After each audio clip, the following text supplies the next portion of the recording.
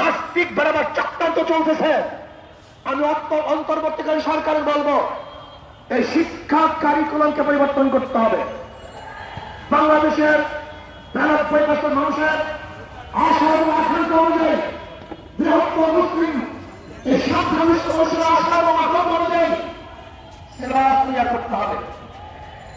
আমি বলবো, কবির চৌধুরী স্বঘোষিত নাস্তিককে নিয়ে যে শিক্ষা কমিশন গঠন করা হয়েছিল 2010 সালে, সেই শিক্ষা কমিশন পরিবর্তন করে আলেম ওলামা জ্ঞানী মানুষের মাধ্যমে শিক্ষা কমিশন গঠন করে এদেশের মানুষ, এদেশের মুসলমান, এদেশের ধর্মের মানুষ, হিন্দু ধর্ম, খ্রিস্টান, বৌদ্ধ সমস্ত মানুষের আশা এবং আকাঙ্ক্ষা অনুযায়ী সিলেবাস সাজাতে হবে।